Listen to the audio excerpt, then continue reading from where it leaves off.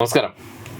Israel Iran സംഘർഷം അതിരൂക്ഷമായി തുടരുകയാണ്. ഇപ്പോഴും അതിന്റെ ഒരു ക്ലൈമാക്സ് എന്താകുമെന്ന് പ്രവചിക്കുക അസാധ്യമാണ്. ഈ ഒരു അവസരത്തിൽ അമേരിക്കയുടെ ഒരു ഇടപെടലും അമേരിക്ക കഴിഞ്ഞ ദിവസങ്ങളിൽ നടത്തിയ ചില നാടകങ്ങളുമാണ് ലോകമാധ്യമങ്ങളടക്കം ഇപ്പോൾ ചർച്ച ചെയ്തുകൊണ്ടിരിക്കുന്നത്. സൂചിപ്പിച്ചതുപോലെ ഇന്നിപ്പോൾ നമ്മുടെ സ്റ്റുഡിയോയിൽ കുമാർജിയോടൊപ്പം ഈ ഡിസ്കഷൻ ചേരുന്നത് തത്വമയുടെ ഇന്റർനാഷണൽ ഡെസ്കിൽ നിന്നുള്ള രതീഷ് വേണുഗോപാലാണ്. നെതർലാൻഡ്സിൽ നിന്നും അവധിക്ക് നാട്ടിലെത്തിയ രതീഷ് നേരിട്ട് സ്റ്റുഡിയോയിലെത്തി നമ്മളോടൊപ്പം ഈ ചർച്ചയിൽ ചേരുകയാണ്. ആദ്യം കുമാറിൽ നിന്ന് തുടങ്ങാം. കുമാർ, ഈ ആമുഖത്തിൽ ഞാൻ പറഞ്ഞതുപോലെ അമേരിക്ക ചില നാടകീയ നീക്കങ്ങൾക്ക് ശ്രമിച്ചിരുന്നു കഴിഞ്ഞ ദിവസം. ഒരുപക്ഷെ നമ്മുടെ പ്രധാനമന്ത്രി അത് കൃത്യമായി തിരിച്ചറിയുകയും അതിൽ നിന്ന് വിട്ടുന്നതുകൊണ്ട് മാത്രം അമേരിക്കയുടെ ചില പദ്ധതികൾ പൊളിഞ്ഞു എന്ന് വേണമെങ്കിൽ നമുക്ക് ഒറ്റവാക്കിൽ പറയാം. എങ്ങനെയാണ് ഈ ഒരു സംഭവത്തെ നോക്കിക്കാണുന്നത്? അല്ല, തീർച്ചയായിട്ടും അമേരിക്ക, ഞാൻ നേരത്തെ പല ചർച്ചകളിലും പറഞ്ഞിട്ടുണ്ട്. കാരണം അമേരിക്ക ഇപ്പോൾ ഈ നയതന്ത്ര മര്യാദകളൊന്നും തന്നെ പാലിക്കാതെ മുന്നോട്ട് പോകുന്ന ഒരു രാഷ്ട്രമായി മാറിക്കഴിഞ്ഞു.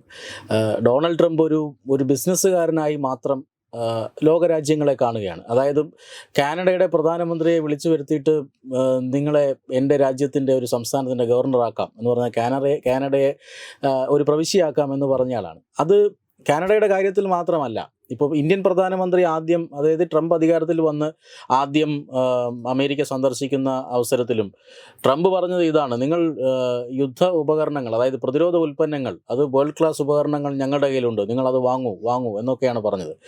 സത്യത്തിൽ ഈ നികുതി കുറയ്ക്കൂ എന്നൊക്കെ പറയുന്നത് അത് അങ്ങനെയല്ലല്ലോ. കാരണം രണ്ട് രാജ്യങ്ങൾ തമ്മിൽ താരിഫിൽ വ്യത്യാസം വരുത്തണമെങ്കിൽ രണ്ട് രാജ്യങ്ങൾ തമ്മിൽ വളരെ ഫോർമലായിട്ടുള്ള ചർച്ചകൾ നടക്കണം. ആ ചർച്ചകൾക്ക് ശേഷം ഒരു ഫോർമുല ഉരുത്തിരിഞ്ഞ് വരേണ്ടതുണ്ട്. രണ്ട് രാജ്യങ്ങളുടെയും താല്പര്യങ്ങൾ സംരക്ഷിച്ച് ഒരു കരാറാക്കുകയാണ് പതിവ്. ഇത് അതിനു മുമ്പ് ഇന്ത്യൻ പ്രധാനമന്ത്രിയെ കാണുമ്പോൾ നിങ്ങൾ ഇതിന്റെ നികുതി കുറയ്ക്കൂ, നിങ്ങൾ ഈ സാധനം ഞങ്ങളെ നിന്ന് വാങ്ങൂ. അതെ, അതൊന്നും നയതന്ത്ര മര്യാദകൾ പാലിച്ചുകൊണ്ടുള്ള ചർച്ചയല്ല. അപ്പം എല്ലാ നയതന്ത്ര മര്യാദകളും ലംഘിച്ചുകൊണ്ടുള്ള ഒരു നീക്കം, ഒരു ഇടിച്ചു കയറൽ, അത് ട്രംപിന്റെ ഭാഗത്തു നിന്നുണ്ട്. അത് തന്നെയാണ് ഇന്ത്യ പാകിസ്ഥാൻ മീഡിയേഷന്റെ കാര്യത്തിലും അദ്ദേഹം പറയുന്നത്. അദ്ദേഹം ഇന്ത്യക്ക് സ്വീകാര്യനായ ഒരു മീഡിയേറ്റർ അല്ല. അതുകൊണ്ട് തന്നെ ഒരുപക്ഷെ പാകിസ്ഥാന് സ്വീകാര്യനായ ഒരു മീഡിയേറ്റർ ആയിരിക്കാം. എന്ന് പറഞ്ഞാൽ രണ്ടുപേർക്കും സ്വീകാര്യനായ ഒരു മീഡിയേറ്റർ ആവണമെന്നില്ല.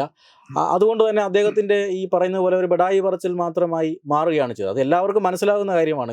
ഇന്ത്യയിലെ പ്രതിപക്ഷത്തിനൊഴികെ എല്ലാവർക്കും ആ കാര്യം പിടികിട്ടിയിട്ടുണ്ടെന്ന് തോന്നുന്നു.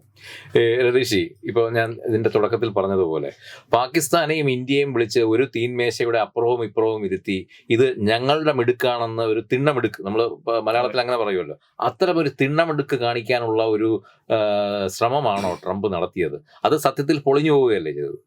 ട്രംപിനെ കുറിച്ച് പറയുകയാണെങ്കിൽ എനിക്ക് തോന്നുന്നു ഇലക്ഷൻ സമയത്ത് US ആൾക്കാർ ഏറ്റവും കൂടുതൽ പറഞ്ഞു തന്നൊരു കാര്യമുണ്ട്: sometimes A business man can run the country better than A politician. അത് ഒരു പക്ഷേ ശരിയാണെന്ന് വിചാരിച്ചിരുന്ന ഒരു വലിയ ജനസമൂഹം അവിടെ ഉള്ളത് കൊണ്ടാണ് എന്നാൽ അത് തന്നെ, അതിലേക്കാണ് ഞാൻ വന്നത്. അപ്പം അതൊരു തെറ്റായ വ്യാഖ്യാനമാണെന്ന് തെളിയിച്ചിരുന്നു. പൊളിറ്റീഷ്യൻസിന് അവരുടേതായിട്ടുള്ള ഇപ്പൊ നമ്മള് എലോൺ മസ്കിനെയൊക്കെ അദ്ദേഹം ഫയർ ചെയ്യുന്നത് കണ്ടു. പക്ഷേ അങ്ങനെ നോക്കുകയാണെങ്കിൽ എലോൺ മസ്കും ബിസിനസ് ബാക്ക്ഗ്രൗണ്ടിൽ നിന്ന് വന്ന ഒരാളാണ്. പൊളിറ്റിക്കൽ എക്സ്പീരിയൻസ് ഇല്ലാന്ന് പറഞ്ഞിട്ട് കളിയാക്കുന്ന വെക്കണ്ടല്ലോ.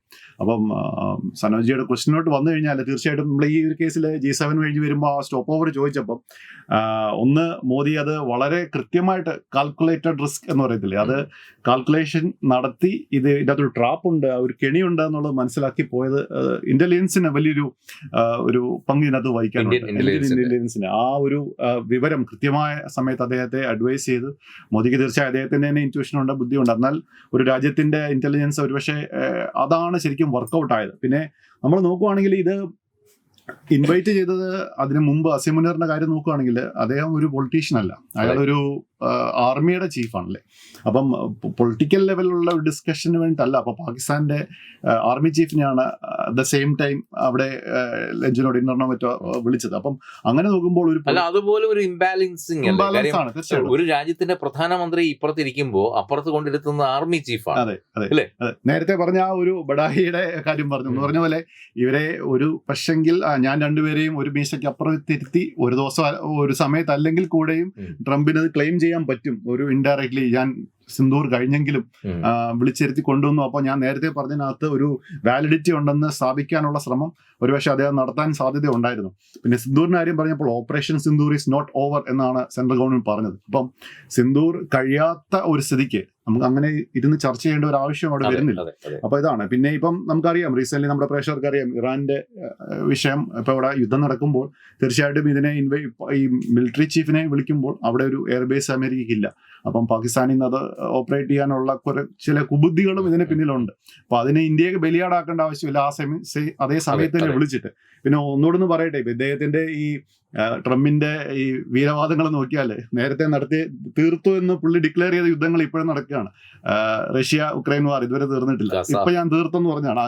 ഗാസ ഇസ്രായേൽ പലസ്തീൻ യുദ്ധം അതും പൂർണ്ണമായും തീർന്നിട്ടില്ല. അപ്പം അതുപോലെ ഒന്നാണ് ഈ ഓപ്പറേഷൻ സിന്ദൂറിന്റെ കാര്യത്തിലും പുള്ളി വീരവാദം മുഴക്കിയത്. അപ്പൊ അത് ശരിയല്ല എന്ന് നമ്മുടെ മുന്നിലുള്ള ഫാക്ട് തന്നെ ഡാറ്റ തെളിയിച്ചിട്ടുണ്ട്. അല്ല, ഇപ്പൊ രതീഷ് പറഞ്ഞത് തന്നെയാണ് അതിൽ ഏറ്റവും വലിയ പോയിന്റ്. കാര്യം പ്രധാനമന്ത്രി അക്ഷരാർത്ഥത്തിൽ ഭാരതീയർക്ക് നൽകിയ ഒരു വാക്ക് കൂടി പാലിക്കുകയായിരുന്നു.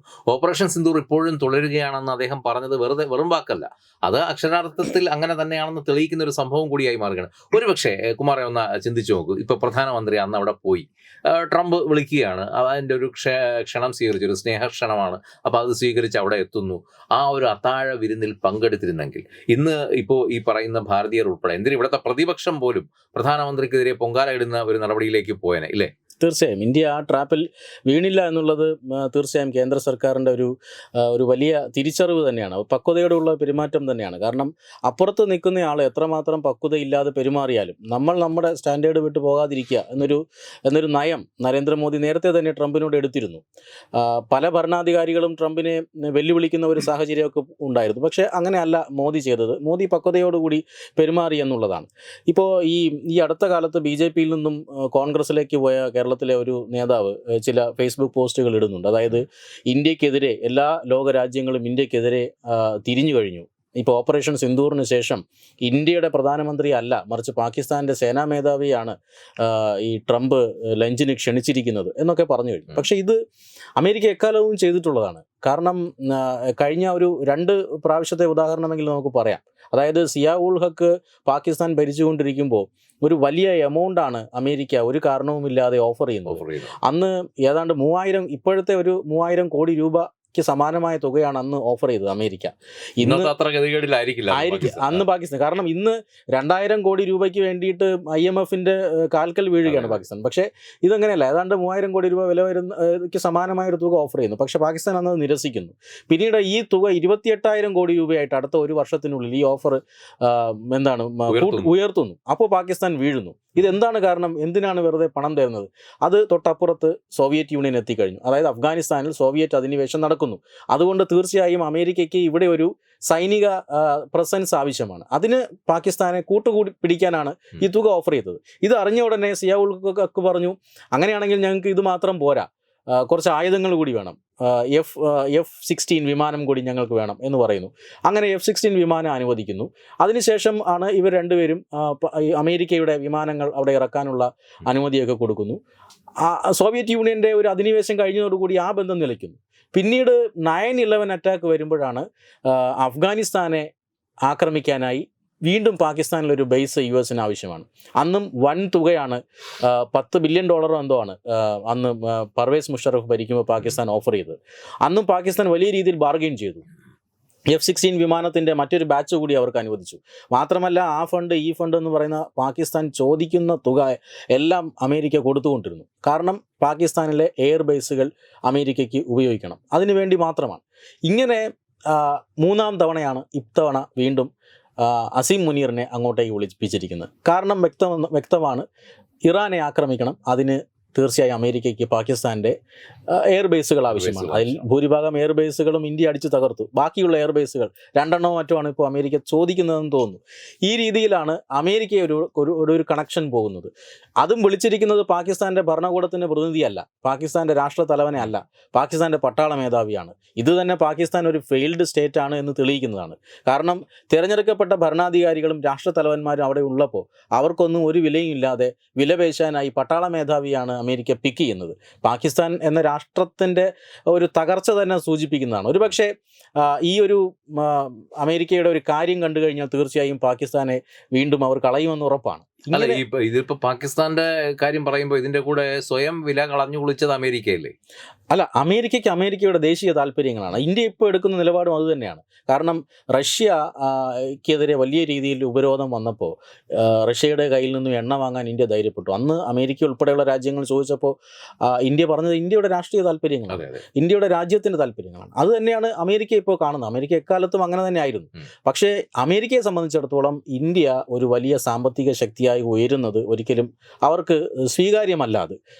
അതുകൊണ്ട് തന്നെ പാകിസ്ഥാനെ അവർ എക്കാലവും പാകിസ്ഥാനും ഒരു പിടി ഉണ്ടാകും. അത് നമ്മൾ എക്സ്പെക്ട് ചെയ്യണം തീർച്ചയായിട്ടും. അതാണ് ഞാൻ രതീഷിയോട് ചോദിക്കാൻ വന്നത്. കാര്യം ഈ ഓപ്പറേഷൻ സിന്ദൂറിന് മുമ്പ് തന്നെ പരക്കെ ഒരു ശ്രുതി ഉണ്ടായിരുന്നു, കരക്കമ്പി, നമ്മൾ പച്ചമലയാളത്തിൽ പറയുകയാണെങ്കിൽ ഒരു കരക്കമ്പി ഉണ്ടായിരുന്നു. ഈ പാകിസ്ഥാനുമായി ഒരു അൺഹോളി റിലേഷൻഷിപ്പ്, ഒരു അവിശുദ്ധ കൂട്ടുകെട്ട് അമേരിക്കയ്ക്ക് എക്കാലവും ഈ കുമാർ പറഞ്ഞതുപോലെ ഉണ്ടായിരുന്നു. ഇപ്പോൾ അത് ഒന്നുകൂടി ശക്തപ്പെട്ടിരിക്കുകയാണ്, വിസിബിളാണ്, ഇപ്പോൾ നമുക്കത് കാണാൻ പറ്റുന്നുണ്ട്. അപ്പോൾ ചിലരെങ്കിലും പറയുന്നുണ്ട് ഭാവിയിൽ ഇനി ഇത് അമേരിക്കയും ഇന്ത്യയും തമ്മിലുള്ള ബന്ധം അത് അത്ര സുഖകരമായിരിക്കില്ല, പഴയതുപോലെ ആയിരിക്കില്ല. കാര്യം ട്രംപ് വന്നതിന് ശേഷം അവിടെ മോദിക്കുണ്ടാക്കിയ ഒരു ഓളമൊക്കെ നമ്മൾ കണ്ടതാണ് അല്ലേ, ഹൗഡിയും മോഡിയും അതും ബഹളവും ഒക്കെ നമ്മൾ കണ്ടതാണ്. അത് കഴിഞ്ഞതിന് ശേഷം ഇപ്പോൾ ഈ സംഭവിക്കുന്ന ഈ ഒരു എന്താ പറയാൻ അത്ര ഒരു നീരസം, ആ നീരസം ഇനി നാൾക്ക് നാൾ വർദ്ധിച്ചു വരും എന്നുള്ളൊരു ഇത് ശ്രുതി പരക്കെ പറയുന്നുണ്ട്. അതിനോട് എങ്ങനെ പ്രതികരിക്കുന്നു? എനിക്ക് തോന്നുന്നത് കുമാർജി പറഞ്ഞ അതിനകത്തെ ഒരു പോയിന്റ്, അമേരിക്കയ്ക്ക് അവരുടേതായിട്ടുള്ള ഒരു താല്പര്യമുണ്ട്. അവർക്ക് കൃത്യമായിട്ട് അറിയാം ഇത് പാകിസ്ഥാനെ കൊണ്ട് കഴിവില്ലാത്ത അല്ലെങ്കിൽ അല്ല, ഇത് വെറും ട്രംപിന്റെ ഒരു ബിസിനസ് മെന്റാലിറ്റി മാത്രമാണെന്ന് തോന്നുന്നുണ്ടോ? എനിക്ക് അങ്ങനെ തന്നെയാണ് തോന്നുന്നത്. ബിസിനസ്സിലുപരി ഇപ്പൊ നോക്കുവാണെങ്കിൽ താൽക്കാലികമായിട്ട് ഇപ്പം ചോദ്യം ലോങ് റണ്ണിൽ ഇന്ത്യയുമായിട്ട് ഇത് പ്രശ്നം ഡെവലപ്പാകുന്നുള്ളല്ലോ, ഒരിക്കലും ഇല്ല എന്നാണ് എന്റെ അസസ്മെന്റ്. കാര്യം ഒന്ന്, ഇവർക്ക് end of the day business ചെയ്യണമെങ്കിൽ വേറെ ഓപ്ഷൻ ചൈനയാണ്. ചൈനയുമായും അത്ര സുഖകരമായ ഒരു ബന്ധമല്ല. വലിയൊരു മാർക്കറ്റ് എന്ന് പറഞ്ഞാൽ പിന്നെ ഇന്ത്യ ആണുള്ളത്. ചൈനയുമായിട്ട് ചെറിയ രീതിയിൽ സംസാരങ്ങൾ തുടങ്ങിയെന്ന് കഴിഞ്ഞ ആഴ്ച നമ്മൾ വാർത്തകൾ കണ്ടു. എന്നിരുന്നാലും ഇപ്പോൾ അവർ കൗണ്ട് ചെയ്യുന്ന ഇതൊരു താൽക്കാലിക ഇറാൻ ഇഷ്യൂ വരുന്നു, അല്ലെങ്കിൽ താൽക്കാലികമായിട്ടുള്ള ഒരു എന്താ പറയാ ഫ്രണ്ട്സ് ഫോർ ബെനിഫിറ്റ്സ് എന്ന് പറയുന്ന പോലെ അന്നേരത്തെ കാര്യം നടത്താനുള്ള കാര്യങ്ങൾ മാത്രമാണ് എനിക്ക് തോന്നുന്നത്. ഇന്ത്യയുമായിട്ട് ലോങ് റണ്ണിൽ ഇപ്പൊ നമ്മൾ നോക്കുകയാണെങ്കിൽ ഹൗഡി മോദിയുടെ കാര്യം പറഞ്ഞല്ലോ, അബ്കി ബാർ മോദി സർക്കാർ എന്ന് പറയുന്ന പോലെ അബ്കി ബാർ ട്രംപ് കി സർക്കാർ എന്ന് പറഞ്ഞ വലിയൊരു ക്യാമ്പയിൻ അവിടെ നടത്തിയാണ്. അപ്പം ഇന്ത്യൻ ഡയസ്പോറ അവിടെ one of the largest in the world ആണ്. അപ്പം തീർച്ചയായിട്ടും അമേരിക്കയ്ക്ക് ഇന്ത്യയെ തള്ളിക്കളയാൻ കഴിയാത്തൊരു ശക്തി തന്നെയാണ്. അത് G7 ഇപ്പം തുടർച്ചയായ 3-4 പ്രാവശ്യമാണ് ഇന്ത്യക്ക് ഇൻവിറ്റേഷൻ വരുന്നത്. G7 ഇന്ത്യ ഇല്ല. അപ്പൊ ആ ഒരു പവർഫുൾ അത്രയ്ക്കുണ്ട്. അല്ല, ഇതിന്റെ തുടക്കത്തിൽ G7 നരേന്ദ്രമോദി പങ്കെടുക്കുന്നില്ല എന്ന് പോലുമുള്ള വാർത്തകൾ വന്നിരുന്നു തുടക്കത്തിൽ. പിന്നെയാണ് അദ്ദേഹം ഇതിൽ കൃത്യമായി പങ്കെടുക്കുന്നു എന്നുള്ള ഒരു ഇതിലെത്തിയത്. അപ്പൊ അതെല്ലാം സൂചിപ്പിക്കുന്നത് ഈ പറഞ്ഞതുപോലെ ഒരു നീരസം എവിടെയോ നിഴലിക്കുന്നുണ്ട് എന്നുള്ള രീതിയിലുള്ളതാണ്. തീർച്ചയായും G7 പറ്റി പറയുമ്പോൾ 2022 G7 തത്വമയിക്ക് ഇൻവിറ്റേഷൻ ഉണ്ടായിരുന്നു. അതിൽ പങ്കെടുക്കാൻ എനിക്ക് ഭാഗ്യം കിട്ടിയ നേരിട്ട് പക്ഷേ ഇവിടുന്ന് പോയ ഏക മാധ്യമം തത്വമയായിരുന്നു, മലയാളത്തിൽ നിന്ന് ഏക മാധ്യമമായിരുന്നു. അപ്പം ജർമ്മനിലെ ഷോൾ സെൽമാവിൽ അർജുനും ഞങ്ങൾ രണ്ടുപേരും കൂടാണ് അത് കവർ ചെയ്തത്. അപ്പൊ അത് വലിയൊരു പ്രൗഡ് ഒരു അഭിമാനകരമായ നിമിഷമായിരുന്നു. അപ്പൊ അതില് പ്രധാനമന്ത്രിക്ക് അവിടെ ലഭിച്ചൊരു സ്വീകരണം നേരിട്ട് കണ്ട ഒരു വ്യക്തി എന്ന നിലയിൽ എനിക്ക് പറയാൻ കഴിയും ലോകം എങ്ങനെയാണ് ഭാരതത്തിനെ കാണുന്നത്. അന്ന് മുതലുള്ള എനിക്ക് തോന്നുന്നു തുടർച്ചയായ 3ാം G7 ഇന്ത്യ പ്രത്യേക ക്ഷണിതാവാണ്. അതൊരു പെർമനന്റ് അതിലെ മെമ്പർഷിപ്പ് ഇല്ലാത്ത ഒരു രാജ്യം തുടർച്ചയായ 3ാം വർഷവും അവർ വിളിക്കുകയാണ്. കാനഡ ഉൾപ്പെടെയുള്ള രാജ്യങ്ങൾ ഇപ്പം ബന്ധം പുതുക്കി പഴയ രീതിയിൽ കൊണ്ടുവരണമെങ്കിൽ തീർച്ചയായിട്ടും ഒന്നുമില്ലാത്തൊരവസ്ഥയിൽ അത് സാധ്യമല്ലല്ലോ. അപ്പം ടു ആൻസർ യുവർ ക്വസ്റ്റ്യൻ, അത് തീർച്ചയായിട്ടും ലോങ് റണ്ണിൽ ഒരു പ്രശ്നം ഉണ്ടാവില്ല എന്നതിനാണ് എൻ്റെ കാര്യം. നരേന്ദ്ര ഭാരതം ഒരു കോൺസെപ്റ്റ്. അല്ല, അതാണ് കുമാർ നമ്മൾ ഇത് കൺക്ലൂഡ് ചെയ്യുമ്പോൾ ചോദിക്കാനുള്ളത്. ഇപ്പൊ ഈ മോഹൻലാലിന്റെ പ്രശസ്തമായ ഒരു ഡയലോഗ് ഉണ്ട്, ഞാൻ ആരും സഞ്ചരിക്കാത്ത വഴിയിലൂടെയൊക്കെ സഞ്ചരിച്ചെന്നിരിക്കുന്നുള്ള. അപ്പൊ അതിനെ ഇത് ചേർത്ത് പറയുകയാണെങ്കിൽ ഇപ്പൊ മോദി പോയ വഴി സൈപ്രസ് വഴി ക്രയോഷ്യ വഴി തിരിച്ചു വരുന്നു. ഇത് ആരും സഞ്ചരിക്കാത്ത വഴികളാണ് ഇല്ലേ, ആരും സഞ്ചരിക്കാത്ത വഴികളിലൂടെ, അതും ഇങ്ങനത്തെ ഒരു പ്രവചിക്കാത്ത വഴികളിലൂടെ വളരെ പ്രതികൂലമായ ഒരു കാലാവസ്ഥയിൽ ഇത് സഞ്ചരിക്കുന്നു എന്ന് പറയുമ്പോൾ അപ്പൊ ഇതിനൊക്കെ കൃത്യമായ ഉദ്ദേശമുണ്ട്. ഇത് തന്നെയാണ് ഇദ്ദേഹത്തിന്റെ ഈ ഒരു സഞ്ചാരം തന്നെയാണ് ഒരുപക്ഷെ ലോകരാജ്യങ്ങൾ ഉറ്റുനോക്കുന്നത്, അമേരിക്ക ഉൾപ്പെടെ. ഇനി എന്ത് ഇദ്ദേഹത്തിന്റെ അടുത്ത പാത എങ്ങോട്ടാണ്, എന്താണ് ഇദ്ദേഹത്തിന്റെ നീക്കം? ഈ അദ്ദേഹം ആദ്യ തവണ പ്രധാനമന്ത്രിയായി വന്നപ്പോൾ അദ്ദേഹം ഇത് വിദേശയാത്ര നടത്തിയപ്പോൾ ഇവിടെ ഉള്ളവർ പറഞ്ഞു വേൾഡ് ടൂർ അടിക്കുകയാണെന്ന്. അന്നൊന്നും മനസ്സിലാക്കിയില്ല ഇദ്ദേഹം ഉണ്ടാക്കി വെച്ച നയതന്ത്ര ബന്ധങ്ങൾ. Ecosystem. ഇപ്പോ ഭാരതീയർ ഏതൊക്കെ രാജ്യത്തുണ്ടോ അവിടെ നിന്നൊക്കെ അവർ പറയുന്നുണ്ട് ഞങ്ങളുടെ പാസ്പോർട്ടിന്റെ വാല്യൂ ഇപ്പോൾ നമ്മൾ തിരിച്ചറിയുന്നുണ്ട്. തീർച്ചയായും. നമ്മുടെ പ്രധാനമന്ത്രി നരേന്ദ്രമോദി ആയതുകൊണ്ട് മാത്രമാണ് ഈ പാസ്പോർട്ടിന്റെ വാല്യൂ നമ്മളിപ്പോൾ തിരിച്ചറിയുന്നത് എന്നുള്ള രീതിയിലുള്ള പ്രതികരണങ്ങൾ ലോകത്തുനിന്ന് വന്നുകൊണ്ടിരിക്കുന്ന സമയത്താണ് ഈ പറഞ്ഞതുപോലെ ഈ സൈപ്രസിലും അത് കഴിഞ്ഞ് ഏറ്റവും ഒടുവിൽ ക്രൊയേഷ്യയിലും ഒക്കെ ഇദ്ദേഹം നടത്തിയ ഈ ഒരു വിസിറ്റ് അത് എന്താണെന്നും കൂടെ പറഞ്ഞുകൊണ്ട് നമുക്കിത് കൺക്ലൂഡ് ചെയ്യാം. തീർച്ചയായും ഈ ചെറിയ രാജ്യങ്ങളോട് നരേന്ദ്രമോദി അധികാരത്തിലെത്തിയതിനു ശേഷം അവരുമായിട്ടുള്ള ബന്ധം മെച്ചപ്പെടുത്തുക എന്നുള്ളത് തീർച്ചയായിട്ടും നരേന്ദ്രമോദി സ്വപ്നം കാണുന്നത് ഒരു വികസിതമായ ഒരു എക്കോണമിയാണ്. അപ്പോൾ അങ്ങനെ ഒരു രാജ്യം വികസിക്കുമ്പോൾ ആ രാജ്യത്തിന് കൂടുതൽ മാർക്കറ്റ് വേണം. അപ്പം നമ്മുടെ എല്ലാ ഉൽപ്പന്നങ്ങളും അമേരിക്കയെ കൊണ്ട് വിറ്റഴിക്കാൻ പറ്റത്തില്ല. അപ്പോൾ ചെറിയ രാജ്യങ്ങളുമായി അതെ ചെറിയ രാജ്യങ്ങളുമായിട്ട് വ്യാപാര ബന്ധങ്ങൾ ഉണ്ടാക്കുക. നമുക്ക് പ്രധാനമന്ത്രിയുടെ ഒരു വിസിറ്റിന്റെ ഷെഡ്യൂൾ പരിശോധിച്ചാൽ തന്നെ അറിയാം. 40 വർഷത്തിനുള്ളിൽ ഒരു ഇന്ത്യൻ പ്രധാനമന്ത്രി ആദ്യമായി, അല്ലെങ്കിൽ 30 വർഷത്തിനുള്ളിൽ ഒരു ഇന്ത്യൻ പ്രധാനമന്ത്രി ആദ്യമായി എന്നൊക്കെയാണ് ഓരോ രാജ്യങ്ങൾ സന്ദർശിക്കുക. അപ്പം നമ്മൾ അവഗണിച്ച് ഇട്ടിരുന്ന ചില രാജ്യങ്ങളെയാണ് അവിടേക്ക് ചെല്ലുമ്പോൾ കിട്ടുന്ന സ്വീകരണം അവിടുത്തെ വിശിഷ്ടമായ അവാർഡുകൾ അദ്ദേഹത്തിന് സമ്മാനിക്കുന്നു. ഒരു 4 പതിറ്റാണ്ട് അല്ലെങ്കിൽ ഒരു 3 പതിറ്റാണ്ട് കാലത്തോളം ഒരു രാഷ്ട്രത്തലവൻ സന്ദർശിച്ചിട്ടില്ലാത്ത രാജ്യത്തേക്കാണ് ഇന്ത്യൻ പ്രധാനമന്ത്രി പോകുന്നത്. അപ്പോൾ തീർച്ചയായും അത് അവിടുത്തെ ഡയസ്പോറയ്ക്ക് ഒരു വലിയ ഉത്തേജനം നൽകുമെന്നുള്ള കാര്യത്തിൽ തർക്കമൊന്നുമില്ല. ഇതാണ് നരേന്ദ്രമോദി ഉണ്ടാക്കാൻ ശ്രമിക്കുന്ന ഒരു പുതിയ ലോകക്രമം. പിന്നെ അമേരിക്കയുമായിട്ടുള്ള ബന്ധം ചോദിച്ചു കഴിഞ്ഞാൽ അതിന് വിദേശകാര്യമന്ത്രി കൃത്യമായ ഒരു ഉത്തരം പറഞ്ഞിട്ടുണ്ട്. കാരണം അമേരിക്കയുമായി നല്ല ബന്ധം ആഗ്രഹിക്കുന്ന ഒരു രാജ്യമാണ് ഇന്ത്യ. പക്ഷെ അമേരിക്കയെ പേടിക്കുന്ന രാജ്യങ്ങളുടെ ഗണത്തിൽ ഞങ്ങളെ പെടുത്തരുത്, ഞങ്ങളില്ല എന്ന് അത് കൃത്യമായി പറഞ്ഞിട്ടുണ്ട്. അപ്പോൾ ഒരു ഈക്വൽ സ്റ്റാറ്റസ് ഇന്ത്യ ഇപ്പോൾ പഴയ രാജ്യമല്ല. ബ്രിട്ടനോടും പറഞ്ഞത് സെയിം ആണ്, ഈക്വൽ പാർട്ട്നേഴ്സ് ആണ്, അല്ലാതെ ബ്രിട്ടനുമായി വ്യാപാര കരാർ ഉണ്ടാക്കിയിരിക്കുന്നത്. അപ്പോൾ അത്തരം ഒരു വ്യാപാര കരാർ ഉണ്ടാക്കിയാൽ, അതായത് ഈ തീരുവ കുറയ്ക്കൂ എന്ന് ട്രംപ് പറഞ്ഞപ്പോൾ തന്നെ അതിൻ്റെ 2 മാസം കഴിഞ്ഞപ്പോൾ ഇന്ത്യ 3 രാജ്യങ്ങളുമായി വ്യാപാര കരാർ ഫൈനലൈസ് ചെയ്തു. അതായത് മറ്റ് രാജ്യങ്ങളുമായി ഞങ്ങളിതാ ഫൈനലൈസ് ചെയ്തു, പക്ഷേ US-ഉമായിട്ട് ഞങ്ങൾ ഇതുവരെ ചെയ്തിട്ടില്ല. അതിന് കൃത്യമായ ചർച്ച വേണം എന്നാണ്. അപ്പോൾ ആ ചർച്ചകളൊക്കെ പരാജയപ്പെട്ടു എന്നാണ് ഞാൻ മനസ്സിലാക്കുന്നത്. ഡൽഹിയിൽ വെച്ച് വലിയ ചർച്ചയാകേണ്ട ഒരു വിഷയമായിരുന്നു. അമേരിക്കൻ ഡെലിഗേറ്റ്സുമായിട്ടൊക്കെ ചർച്ച ചെയ്തു. പക്ഷേ അമേരിക്ക ഒരു കടുംപിടുത്തത്തിലാണ്. അമേരിക്ക ഒരു ഫ്രീ ട്രേഡിനല്ല ആഗ്രഹിക്കുന്നത്, അവിടെ ഒരു ചെറിയ കടുംപിടുത്തം നടത്തുന്നുണ്ട്. അത് ഇന്ത്യക്ക് സ്വീകാര്യമല്ല എന്ന് ഇന്ത്യ പറഞ്ഞിട്ടുണ്ട്. അമേരിക്കയുമായി ഒരു സ്വതന്ത്ര വ്യാപാര കരാർ ഒരുപക്ഷെ ധാരാളം ചർച്ചകൾ വേണ്ടി വരും. ട്രംപിൻ്റെ ഒരു ഭരണകാലത്ത് നടക്കുമെന്ന് എനിക്ക് തോന്നുന്നില്ല. പക്ഷേ ഈ ഒരു ഉരസലിൽ നയതന്ത്ര ബന്ധം കൂടുതൽ വഷളാകാതെ മുന്നോട്ട് പോകുമെന്ന് തന്നെയാണ് എൻ്റെ പ്രതീക്ഷ. എന്തായാലും നമ്മൾ എപ്പോഴും പറയുന്ന ഒരു വാക്യമുണ്ട്, ഭാരതം വിശ്വഗുരു എന്ന സ്ഥാനത്തേക്ക് നീങ്ങിക്കൊണ്ടിരിക്കുകയാണ്. അത് അക്ഷരാർത്ഥത്തിൽ അങ്ങനെയാണ് എന്ന് തെളിയിക്കുന്നത് ഇത്തരം സന്ദർഭങ്ങളിലൂടെയാണ്. കാര്യം മാറി നിൽക്കേണ്ടിടത്ത് മാറി നിന്നും അടുത്ത് നിൽക്കേണ്ടിടത്ത് നിന്നുകൊണ്ടും ഈ ഇതുവരെ ചെന്നെത്താത്ത സ്ഥലങ്ങളിലൊക്കെ ചെന്നെത്തിയും ഭാരതത്തിൻ്റെ ഒരു വിസിബിലിറ്റി അറിയിച്ചുകൊണ്ട്, അല്ലെങ്കിൽ ഭാരതം എന്താണെന്ന് അറിയിച്ചുകൊണ്ട് നമ്മുടെ പ്രധാനമന്ത്രി നടത്തുന്ന യാത്രകൾ, അദ്ദേഹത്തിൻ്റെ ഇത്തരത്തിലുള്ള ഈ സന്ദർഭോചിതമായ പെരുമാറ്റങ്ങൾ, ഇതൊക്കെ ഭാരതം എന്ന വിശ്വഗുരു എന്നുള്ളൊരു സ്ഥാനത്തിലേക്ക് അടുപ്പിച്ചുകൊണ്ടിരിക്കുകയാണെന്നാണ് നമുക്ക് ഈ ഒരു അവസരത്തിൽ ഇതിനെ സംബന്ധിച്ച് നിരീക്ഷിക്കാനുള്ളത്. മറ്റൊരു കാര്യം കൂടി ഉള്ളത്, ഇപ്പം പാർലമെന്റിനകത്ത് നരേന്ദ്രമോദി ഇരിക്കുമ്പോൾ രാഹുൽ ഗാന്ധി വന്നിട്ട് അദ്ദേഹത്തോട് എണീക്കാൻ ആവശ്യപ്പെട്ടപ്പോൾ അദ്ദേഹം എണീറ്റില്ല. കാരണം അത് ജനങ്ങൾ തന്ന ചെയറാണ് ഇതെന്ന് അദ്ദേഹം പറഞ്ഞു. അതുപോലെ തന്നെയാണ് ട്രംപ് വന്ന് നമുക്ക് അമേരിക്ക വരെ പോകാമെന്ന് പറഞ്ഞപ്പോൾ അയ്യോ അമേരിക്കൻ പ്രസിഡന്റ് ആണല്ലോ വിളിക്കുന്നത്, കൂടെ പോയേക്കാമെന്ന് മോദി വിചാരിച്ചില്ലെന്ന് മാത്രമല്ല അങ്ങോട്ടൊരു ഓർമ്മപ്പെടുത്തൽ നടത്തി. നിങ്ങൾ പറഞ്ഞിട്ടല്ല യുദ്ധം തീർന്നത്, അല്ലെങ്കിൽ പാകിസ്ഥാന് മുന്നിൽ ഞങ്ങൾ വെടിനിർത്തൽ ഉണ്ടാക്കിയത് താങ്കൾ പറഞ്ഞിട്ടല്ല എന്നൊരു ഓർമ്മപ്പെടുത്തലും കൂടെ ഉണ്ടായിരുന്നു. അതാണ് ഇപ്പോഴത്തെ ഭാരതത്തിന്റെ നയതന്ത്ര ശക്തി. നമസ്കാരം.